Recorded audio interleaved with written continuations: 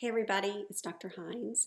I am coming to you with an archived session 1. So here's the reason. It's always a juggling act, isn't it? Those of you who are working full-time and have kids and families will get this. If you don't yet have kiddos, then you will one day, right?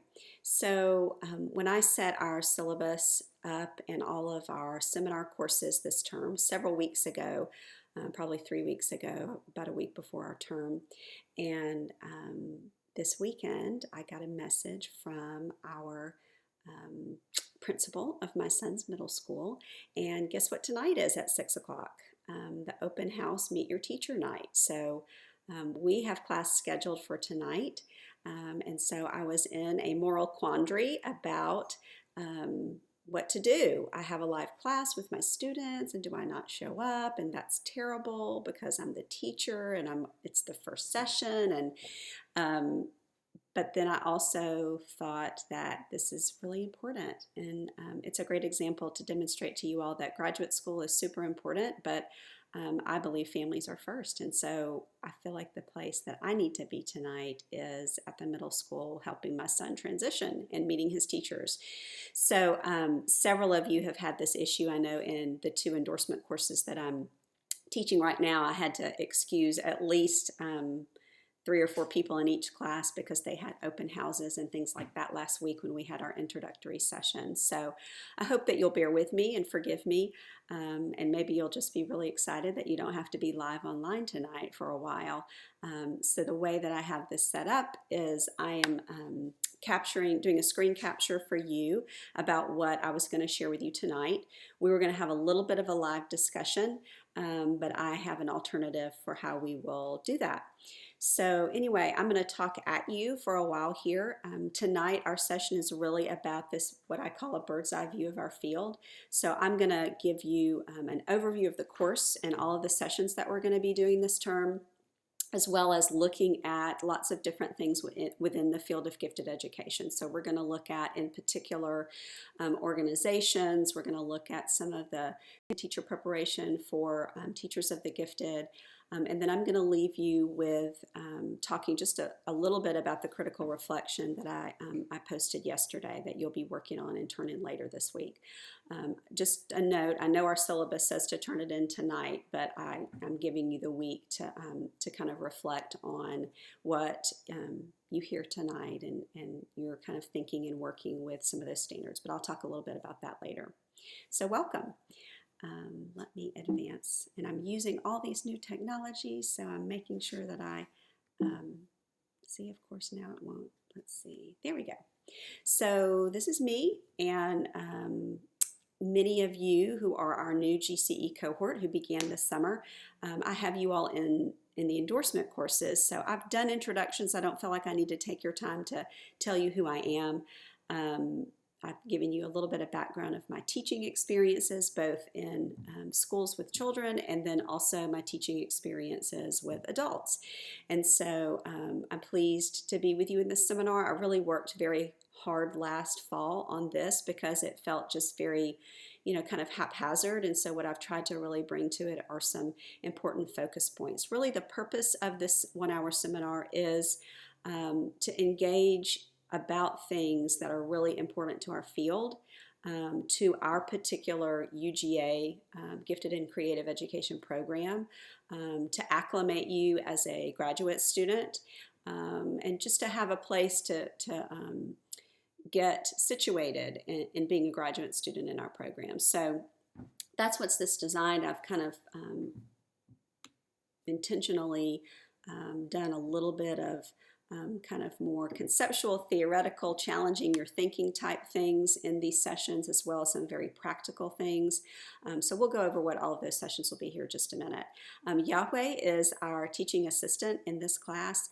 She's going to help with providing feedback to you with some of our critical reflections, as well as myself, and kind of helping to facilitate some of the asynchronous. So most of our sessions, 4 out of 6 will be live. Well, actually now 3, since you're not together live tonight. But so half of our sessions will be live together, and then half of them will be asynchronous, where we use a discussion board format to do some of our work this semester. But Yahweh has been in our program for a couple years. She's been a TA. She's really awesome as far as supporting you and being able to help you with any kind of technology roadblocks.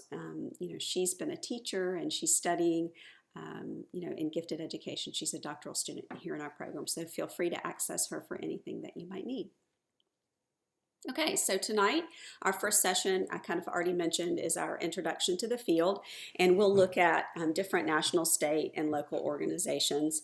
We'll look at places of professional service and leadership development, and then just to kind of begin the conversation about advocacy and then that particular piece as a teacher of the gifted.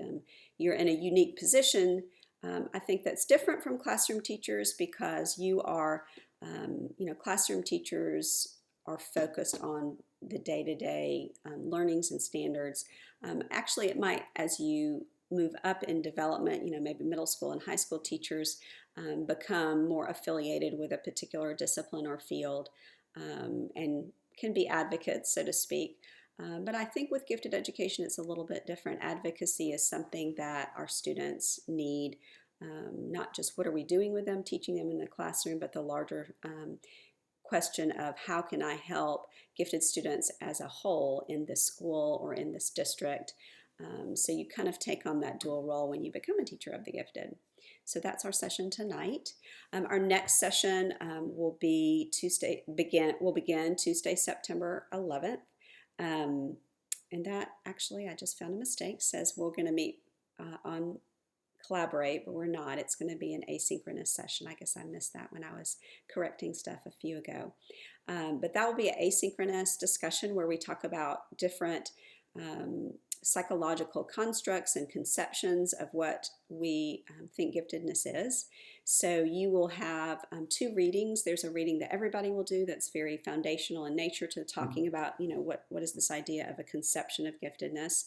And then you will also select by your interest a different kind of component of giftedness. And at the end of this session, I'll go over what those readings are. And those I'm not going to overwhelm you and make those available right now. I'll do that in a week or so when it's our session 2 week. But you all will participate. There's a matrix that I would like for you to use as you read your articles. And really, it's a graphic organizer that helps you kind of pay attention to what the important things that I want you to get out of those readings.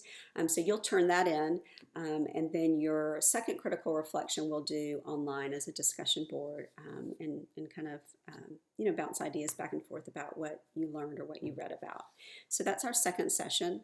And then in session 3, which is tentative, I have an email out to Carla. But this is a really practical session. Carla will meet with us live, and she will show us all of the things. She will show all of the things, library system at UGA, which is really great and very practical for you as a graduate student.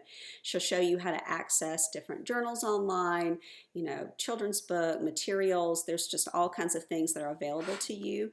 And that's just increasingly better year after year. I've been teaching online with UGA for 10 years, and there used to not even be access to the libraries online, right? You'd have to figure out how to get to a library and get what you need. So we've come a long way, and Carla will give us a great overview of that. I also talk about I have a little presentation that I do during that session about APA formatting, and so that's very critical for you all as graduate students as you submit assignments and papers in our program, that you know how to cite resources. How do you do that when it's a quote, it's word for word? How do you paraphrase? How do you cite that within the text? How do you create a reference list? All of those things that are really important that you will need to be able to do as you move through the program. Most especially because the culminating parts of each of the programs, those of you who are master's students and those of you who are EDS students, that will be something that you're really held accountable for, that you need to have learned how to do over the course of the couple of years that you're in the program. So our master's students take a comprehensive examination. And I've met with my master's advisees this summer. We talked a little bit about that, what that is. But you will write this very big paper as your exam, and you have to be able to use APA formatting. Likewise, EDS students, you all do your applied project, which is different but summative in nature. And again, you will have a review of the literature in that. That assignment, that applied project, and so you will have to know how to do APA formatting as well. So um, that's a great practical piece that we will do. And then I have kind of a fun scavenger hunt that it doesn't typically, Carla doesn't talk to us, for an hour and a half or 2 hours. So she usually meets with us for about 30 minutes and gives us the overview. We do the APA for about 30 minutes, and then I leave you with a fun scavenger hunt that just kind of gets you back into what Carla shared with us and get you kind of poking around and trying to find things that might be helpful to you so that you kind of practice and get a little familiarity with what she talked about. So that's session 3. Session 4 is fun. I always have to figure out our guests during this time, and it's typically people who have done a lot of work with both creativity in the Torrance Center, and then people who have done a lot of work regarding underrepresented students and have worked a lot with Dr. Fraser's scholarship and work. And so this last year, and probably I will ask these folks again, Dr. Sarah Sumners, who's the interim director in the Torrance Center, helps to provide a great overview of the life and work and scholarship and teaching of EPAL Torrance. So for those of you who don't know, the Torrance Center is a affiliated center within the College of Education. It's not in our Department of Educational Psychology, but we work in unison and together with the Torrance Center around creativity and talent development. And so Dr. E. Paul Torrance was, he is a professor emeritus. He's no longer living, but he was a scholar in the area of creativity who was a professor in EPSY here at UGA. In fact, I live around the corner from his house, and so I love when I go on my walks or I walk my kids to school, I get to pass by his house. It's a pleasure to me to be able to remember him. He was not only a magnificent scholar, but a wonderful person. And so we'll get a great look into his life and his work during this session. We'll have a guest. And then last year, Dr. Grantham came and talked likewise with Dr. Fraser. I actually got to work with Dr. Fraser when I was a student in our program. It was at the end of her career, and she was on my doctoral committee, which was super wonderful. She has had a remarkable effect on our field of gifted education for working with students from different underserved populations, so students from different cultural backgrounds, economic backgrounds, and so forth. Her body of work I use very often in what I do in partnership with schools, and so we will have someone who will come to talk to us about the life and scholarship of Dr. Fraser, which will be great. So that's session 4, and there's a critical reflection you'll see with each of these sessions. So it's important to not just be exposed to this, but to really have an opportunity to then reflect on what you heard or what you experienced and connect that to your own practice, teaching, your professional goals, and so forth. So I've tried to create some fun and engaging reflection prompts for each of these sessions. Oh, I forgot, I collapsed this into this session as well. So we'll have our guests, and then we also, another practical piece that I call circling the wagons, which is really important. So just an opportunity to talk about graduate school, talk about expectations, what is our annual review that you will complete in late January or early February. So every year, everyone has to have a review of their progress as a graduate student. We'll talk about, I just talked a little bit about comprehensive exams and applied projects. I can answer questions about those. We can talk about what the practicum is. So you'll be next year embarking on that. What is a practica? And so it will be a time for you to ask questions about all of that. We'll also talk about kind of the expectations and aims that the faculty has for you as far as participating in conferences, attendance, which I know can be challenging because a lot of times it's about funding. But as a graduate student, we are really having the expectation, both master's and EDS students, that you can make proposals for any kind of conferences. And that if accepted, typically a school district will send you, and so you will have funding. So the key is proposing. So we're going to talk about what a conference proposal is, what makes a good one, and how you might, what that process is all about. And then professional developments that are opportunities for you, and then how do you develop a resume or a curriculum vitae is what we use in in the academic world, and then publications. So there's such a wide variety of you who move through our program as far as where you are professionally. Some of you have just maybe started teaching or only taught for a few years, and we have those of you who've taught for many, many years. So where you are developmentally as a teacher is very different. And this will make more sense as you get into your practicum. Just getting out of the gate here in the second term of your program, we're not expecting you to prepare a publication and to do a conference proposal. But by the end of this term, I want you to be thinking about what that might be for you. So in December, for example, a great starting point is the Georgia Association for Gifted Children. And so that is a conference I'll talk about in our presentation in just a little bit.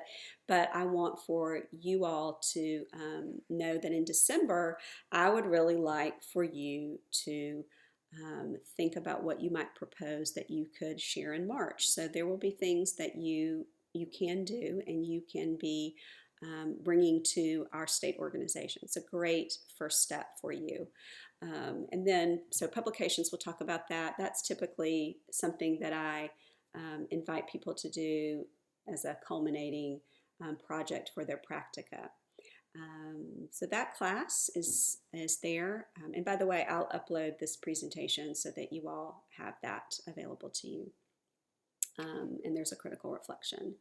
Okay, this is a really fun session, and at one point I was doing it live at the Georgia Association for Gifted Children conference, but that got tricky, and so I've done it virtually the last, I guess, 2 or 3 years, but I invite a lot of my colleagues and friends and people that I know through the field of gifted education to have a virtual panel discussion. And the focus of that panel is really, I call this doing the work of gifted education, but the purpose of it is for you to be able to really see the variety of professional roles and jobs that are available to you in gifted education. So that's a really great time, and I have you all bring questions to the session so that you can ask. Oftentimes we really just kind of listen to each person and kind of what their professional journey has been. So obviously, Dr. Chriselle, who teaches for us and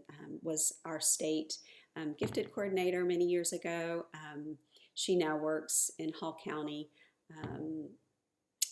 as the director of academic rigor and gifted education, but she's also the president of our national organization this year. She's, pretty much a rock star. But anyway, she always is so wonderful to be at this session with us. And, when we hear her professional journey, she's had so many experiences to talk about. So, but anyway, we hear people's story and talk about their professional roles and have an opportunity to ask questions. So that's a really great session. All of this culminates into a very small final project, which I call a vision board, which is where you, and we're going to talk in just a minute about kind of how the seminar is shaped and molded. It's around a set of standards. They are the advanced standards through our national organization. I'll talk about that distinction because you hear about lots of different standards in your courses, but you are going to talk about, as a result of your experiences this term in our seminar, what do you see for yourself in the future professionally? So it's a goal setting kind of assignment, and it's short. it's visual. I have you present it in a flash presentation format, so you only have a certain amount of time to share. So it's very summative and concise and short. And so anyway, we'll talk more about the requirements of that later, but that's something we will bring together at the end of the term, and that's our last session together. So what I want to share with you now is kind of more or less the presentation for this evening. So taking kind of a look at the landscape of gifted education and what are things that you need to be paying attention to, what are affiliations and organizations, what are some of the standards, what are the things that I just need to bring to your attention so they're on your radar, so that your antenna are up to pay attention to some of these things throughout your graduate school experience. Part of what at UGA we are charged with as faculty is to encourage and move forward. We have a three-pronged goal for the College of Education, which is research, teaching, and service. And so I kind of think what I'm sharing with you tonight falls, some and all of this fall under that three-pronged mission. So places where you can identify. So for example, you might need to get some kind of research for a project or assignment that you're doing. How do you do that? Where are the places? What are the journals? Teaching. So how is this going to affect my practice, my everyday work as a practitioner in the field of gifted education? And then service. What are the things I will participate in as an advocate for gifted education, or the daily work that I do with students within my classroom or my school or my district? So all of these things I'm going to kind of share with you fall around that. It's important for us to pay attention to some of these things because they're a part of the standards I'm charged with helping you develop, right? So making you more familiar with some of these affiliations, organizations, programs, and such. It's good because the communications of these organizations are really important to you. So I think of it like this. My husband is a physician, and so, he went to medical school 15 years ago, 20 years ago, I can't even count now, at least 15 years ago, maybe almost 20. And, he learned a lot, but medicine changes, right? There are advancements, there are studies, there are things that he has to have continued professional development or continued learning to keep abreast of the most important, the best ways of doing things. So likewise, the reason it's important for me to share some of what I'm sharing with you tonight is it's a communications piece. It's you need to get updates. You need to know what are the issues at hand. What do we need to be working on as a body, as educators in gifted education? And then just like little things like job postings and things like that. So some of these organizations give lots of great communications. And then there are a place for resources for you. So that might be something as simple as getting a position paper. It might be that you can affiliate with a special interest group or a network that's focused on an area of interest or importance to you.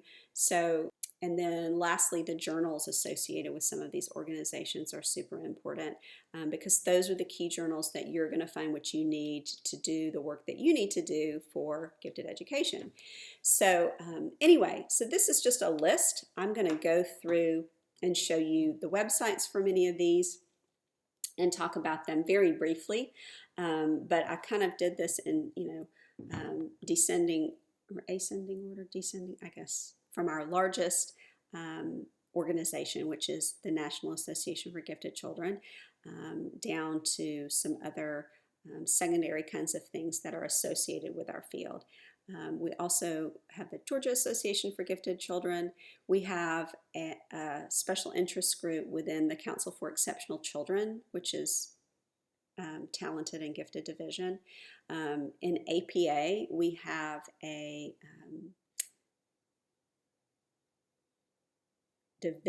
whole division dedicated to educational psychology. So there's not one necessarily dedicated to gifted education, but there is one dedicated to educational psychology. And then, no, I take that back. I got that backwards. It's AERA has a division, and then APA does have a one specific special interest group for gifted education. There are also local associations. There's not that many as there used to be. I remember, 20 years ago when I was teaching gifted education, there were a lot more local associations. So parent groups, in other words, almost like a PTA for gifted students within the district. And I'll show you there are some affiliates in Georgia. And then centers and institutes of interest to our program. So I spoke briefly about the Torrance Center for Creativity and Talent Development, and then the Future Problem Solving International. So I think I'm going to go ahead and pull that up so that we can look at some of this. So this is our national organization website. You probably have already intimately worked with it if you have had classes this summer and even this fall. I know in my 2 classes right now, you've had to kind of access these standards and look at some things. And if you haven't already, you will this term. One of the things I want to draw your attention to, if you have the opportunity, I just feel like definitely as a graduate student, you need to go to your state gifted conference. Some of you are not Georgia teachers, so when I'm talking about the Georgia Association for Gifted Children and you live in Florida, there is a Florida association. In fact, one of our second year cohort students, Jolene, if you're a Floridian, that's fun to kind of get in touch with her. And I know she's presenting. I've had students in Texas and North Carolina and Tennessee all attend their state conferences. So I just feel like if you can't make it happen this first year in your program, I want it to be a goal and an aim for you next year to attend your state conference. It's just kind of like, I got to bite the bullet and do this. And if it means getting a conference proposal accepted, we're going to work hard on doing that for you, because I think once you go and you see how beneficial it will be for you as a gifted educator, it'll be something you will aim to do more often. Occasionally, people just get these great opportunities to go to the National Gifted Conference, which is like, your state organization, but way bigger. Of course, it's something that I attend every year as a faculty member at a university. That's kind of an expectation that I'm there every year and I'm disseminating information that I have been working on and learning. And so this year our conference is in Minneapolis, Minnesota. And so I will be there. So anybody who is able to attend or is planning to attend, we usually get together as a UGA. And the other thing that's cool about that is because we're an online program, we have students in different states. Oftentimes, I just had a student who graduated last year from Texas. And so at NAGC, I got to see Heather for the last 2 or 3 years. So that's really fun. We usually go out all to a dinner together, or, sometimes somebody will have a suite and we'll invite everybody over and have a nice social time. But that's really cool. And so if you have an opportunity to figure out how to get to NAGC this year, and now is the time for registration and all that kind of stuff. So if you want to do that, go ahead and get on that. Or next year. I can't remember where the conference is next year, but I'm psyched because I may try to go out to Paisley Park and see Prince's house. I don't know if anybody else is a Prince fan out there, but I adore him. And so Dr. Sumners and I have planned while we're out there, we're going to do that. Anyway, so back to NAGC. This is a wonderful, I'm not going to spend the time. You need to explore this website. There's wonderful, information. There's position papers, publications. There's all the different networks that you can become. I'm particularly connected to the Special Populations Network. I do a lot of my connection with the national organization in that network. It's a great way to find a small group. Like when you go to NAGC, there's always the annual meeting of your network. And so I go to the Special Populations every year and we talk about, what we're trying to do, how we're trying to advance that work in the field. And then there's just practical things we have to do, right? Like figure out who's going to guide the process of accepting proposals for the conference next year. So this is a great place to get started. I love the way we have our organization set up. You can just, if you're a teacher, you go here. There's opportunities for, it's a great thing to share with parents. So anyway, great. That's our national organization. We also have our state organization, GAGC. You can see the date there that I want you to try to aim to come if you're a Georgia teacher, Georgia person. We're always another great opportunity to be with other graduate students and with the faculty from UGA. And then I wanted to show you, let me see if I have it up here. Yeah. So I talked about local chapters a few minutes ago. These are the local chapters that have affiliated themselves with the Georgia Association for Gifted Children. So there's 6 parent groups in Georgia that have actual kind of like PTAs for gifted students. A couple of them actually have websites. This is Kathy Marks, who's the president of the Gwinnett Alliance for the Gifted, is actually a former student of our program. She got her master's or EDS or maybe even both, but she has a really wonderful website. So you can see why this would be super helpful for parents in Gwinnett County schools. It's all kinds of events and disseminating information like summer programs, different resources for parents. How do you become a member? What is the Gwinnett Alliance for Gifted Education? So that's a really great example of what a local affiliate might be. So the Council for Exceptional Children has a special interest group called TAG, Talented and Gifted. So this is just another place. Actually, our standards in gifted education was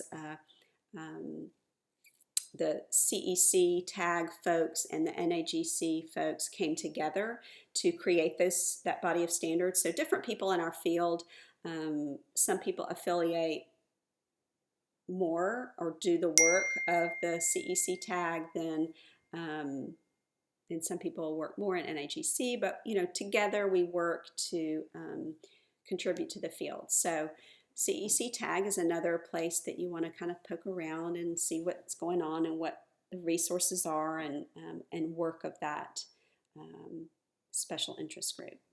Okay, in APA, we have a whole division around educational psychology. So giftedness and creativity are just one small slice of this big thing called educational psychology. And so for those of you who are still trying to get your footing about our program, we have 4 programs at UGA in our department. So gifted and creative education is one. We also have the school psychology program, so people who come to learn how to be psychologists who use, testing and measurement and, school psychologists in schools. Some people go on to have private practices, but that's one program, another program in our department. We also have the applied cognition development program. So those are more kind of foundational parts to educational psychology. Each of you will have to take, you will take an ACD course. We call it the EPSY Foundations courses. So you might take the motivation class, you might take the human development class, you might take the cognition class. So those are the kind of courses and those are the kind of research and work that people are doing in Division 15 for APA.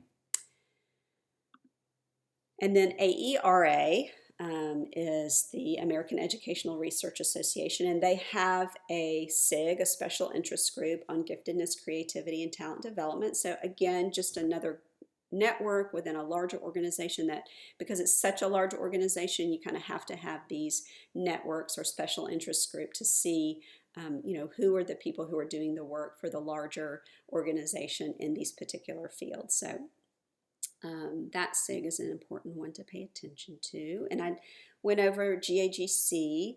So I think now I am on to some of the other associated centers and institutes that are important. So the Torrance Center, I mentioned earlier, was a center that Dr. Frazier actually created, in tribute, honor, and observation of Dr. Torrance's scholarship and work. And so the Torrance Center, again, shares that three-pronged goal of the college to work in service, research, and instruction around identifying and developing the creative potential of students. Some of the things that the Torrance Center is involved with, they do a lot of research, obviously, around creativity, and specifically with the Torrance tests of creative thinking. And so you will hear about this. We'll talk about this in our Gifted Giants session, but one of the large contributions that Dr. Torrance had to the field of creativity is he created a test of creative thinking. And so the Torrance Center trains people to utilize that instrument and to score it, and it's very involved to know how to score a test of creativity. But that's some of the work that they do. They also they run different talent programs. So we have a Duke Tip site here at UGA. And so we do academic adventures, we do middle school programs, high school programs. There's a big summer institute where high schoolers can come and stay on campus to do different programs. Every summer we have an Institute for Teachers through the Torrance Center. There's an annual lecture, the Torrance Lecture. They host visiting scholars. They help promote and work with the Future Problem Solving Program, which we'll talk about in just a minute. So it's a center that's really focused around creativity and does a lot of work. And we in GCE are very connected to the Torrance Center and doing our work together. The Future Problem Solving Program International is another important program that I would want you to know about. This is another one of the larger contributions that Dr. Torrance gave to the field of creativity. In fact, he claims it to be his most important contribution. He and his wife Pansy conceptualized this program around his scholarship and work. So if you're not familiar, the Future Problem Solving Program is a competitive program for young people. It's grown into several different areas of competition. The original Global Issues program is where students use the problem-solving process to solve issues of the future. And so what happens when they're engaged, some of this focus on futuristic ideas and aims is something that he found in his research about students with creativity. And so he created this program in a futuristic way to kind of tap into that and to encourage creativity and the different skills that go along with creative problem solving. And so the Global Issues is one of the competitive portions of future problem solving. There's also a scenario writing, so students who have really great gifts in writing can develop different pieces of writing around futuristic topics. And then we have the community problem solving, which came later and is a mirror to the Global Issues.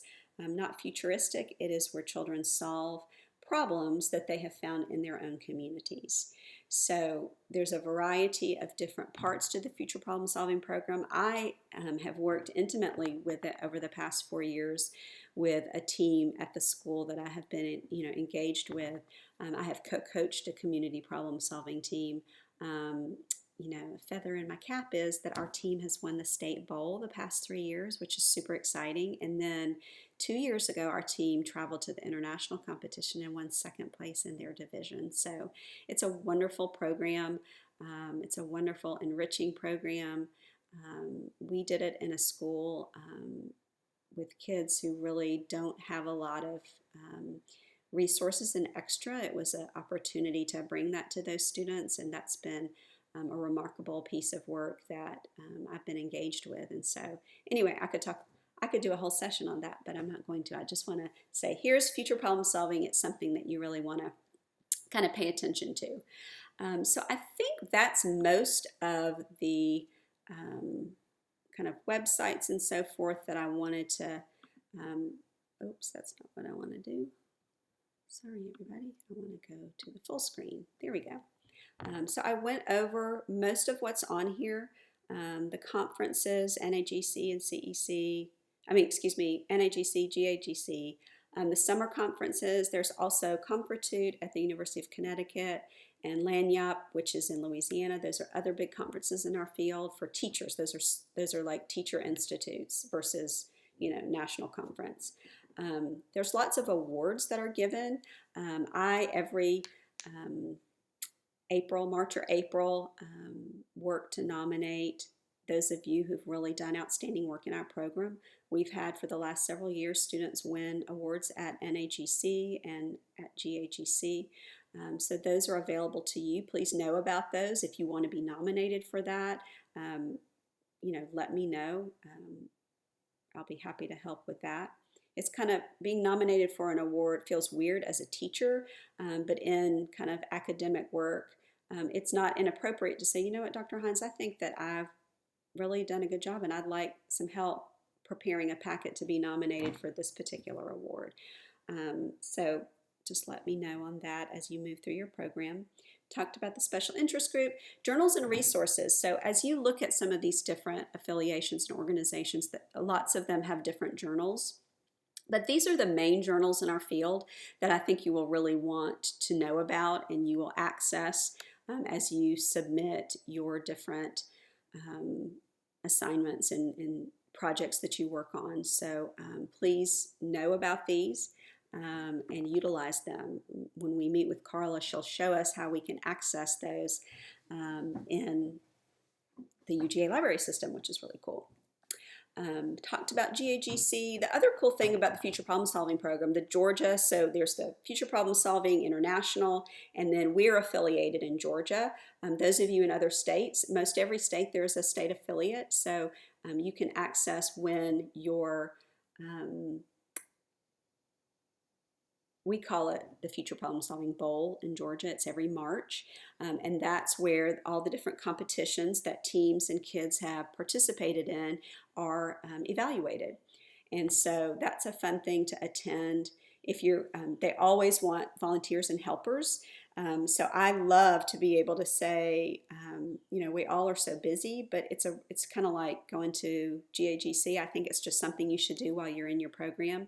Come to Athens, or if you're close to Athens, and just spend the day observing and helping and seeing what the Future Problem Solving program is like and what it does for children. So that's very fun.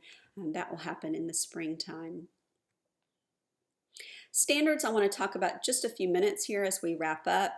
We have several different bodies of standards that we have to work with in gifted and creative education. So I talked earlier about how NAGC and CEC-TAG came together to create our teacher preparation standards.